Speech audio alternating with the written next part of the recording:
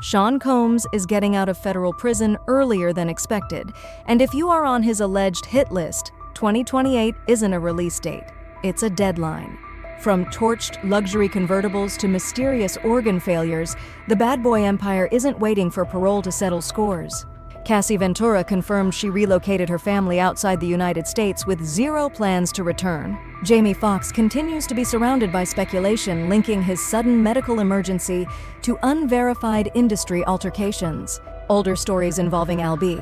Sure, Kim Porter, Tupac, and Biggie are once again dominating social media algorithms. While corporate PR teams call it internet paranoia, court transcripts tell a very different story. And the first person to learn how dangerous crossing Diddy actually is wasn't a witness, it was Kid Cudi. Kid Cudi was actually one of the first industry figures to test Sean Combs and experience the violent fallout firsthand. When Cudi briefly dated Cassie Ventura during one of her breakups from Diddy, he did not just receive angry phone calls or legal threats. Sworn federal court testimony reveals Diddy's inner circle broke into Cudi's Hollywood Hills home, locked his dog inside a bathroom, and methodically tore open his family's Christmas presents to send a psychological message. Weeks later, Cudi's luxury Porsche convertible had its roof sliced open right on his private driveway, and a makeshift Molotov cocktail was dropped onto the driver's seat. That is not typical celebrity drama or petty internet beef. That is straight-up mob intimidation designed to enforce total compliance across the entire industry. But torched property was just the warm-up. Industry veteran Al.B. sure dropped a massive bombshell during his book press tour, revealing his legal team was actively preparing for him to take the witness stand in federal court. Al.B. publicly alleged an active bounty was placed on his head by individuals tied directly to Bad Boy Entertainment. He explicitly connected this threat to an unexplained 2022 medical emergency where he suffered multi-organ failure, kidney failure, sepsis, and fungal pneumonia, leaving him in a coma for 2 full months. He went on public record questioning whether his sudden organ failure, along with the tragic 2018 death of Kim Porter, was caused by something far more sinister than natural illness. When former Inner Circle members start pointing to covert poisoning rather than natural health crises, does that completely shatter any remaining legitimacy of official celebrity PR statements for you? Drop your take on whether these medical mysteries hold weight in the comments section below. When longtime insiders openly suspect covert poisoning via toxic dust or oils in private homes, public trust in official medical narratives vanishes completely. Take Jamie Foxx, for instance. Jamie Foxx's 2023 brain bleed was officially spun as a mysterious medical complication on set in Atlanta. But when independent videographers like Choke No Joke and veteran bodyguards like Big Homie stated on record that an altercation over private party footage led to a spiked pill, Jamie's team didn't just issue standard press denials, they launched a military-grade PR scrub through mainstream outlets like TMZ to keep his name off Diddy's radar before 2028. Mainstream media networks played right along, silencing follow-up questions just to maintain their lucrative red carpet access and corporate access. This whole situation exposes toxic power dynamics that Hollywood turned a blind eye to for over 3 decades. If you want to stay ahead of the narrative before these court documents get buried, hit subscribe right now.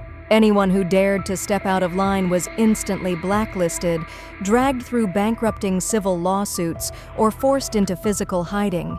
Now, as newly unsealed court documents surface referencing legacy cases like the 1996 drive-by shooting of Tupac Shakur and Keffi D's federal interview statements, the untouchable image of the music mogul has shattered, leaving behind victims who are genuinely terrified for their lives the moment those federal prison doors swing open. And here is the terrifying plot twist: the federal government isn't keeping him locked up as long as everyone initially thought. When he was sentenced to 50 months at Fort Dix Federal Correctional Institution in New Jersey, the public calculated a distant timeline. But under Federal Bureau of Prisons adjustments, including good conduct credits, First Step Act provisions, and educational completion programs, his projected timeline keeps collapsing. Official records show his date shifting again to January 24, 2028. That marks the 5th time his release date has been moved up, even amid internal prison altercation reports and fast-tracked legal appeals. Every time that release calendar shrinks, it cuts down the countdown for anyone who dared to speak out. Victims didn't just lose their legal buffer, they lost their preparation time. And if you think hiding in plain sight works, look at what Cassie Ventura had to give up just to stay alive.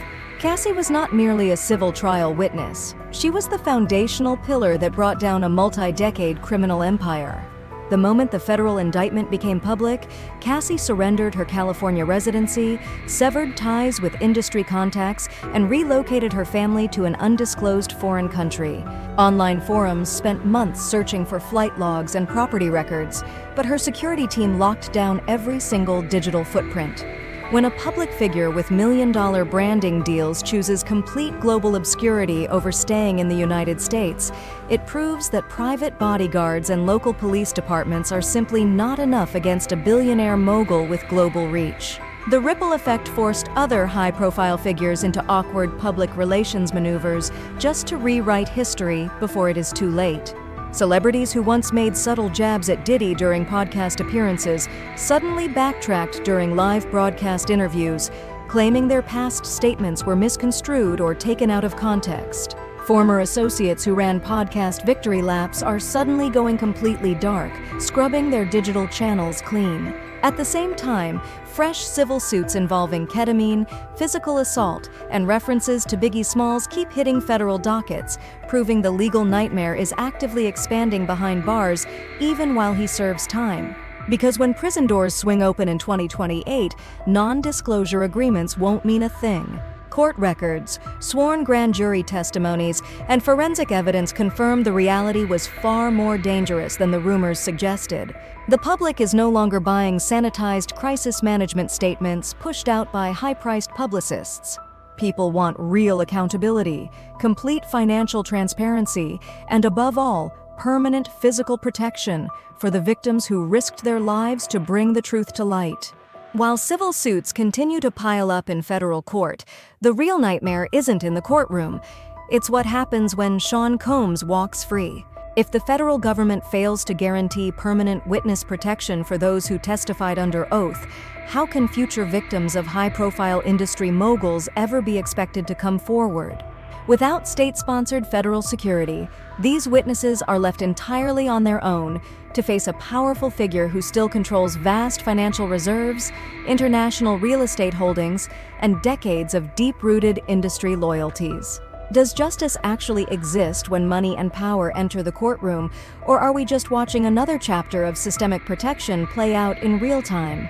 Drop your take below, hit like if this breakdown hit home, stay safe, and I will see you in the next video.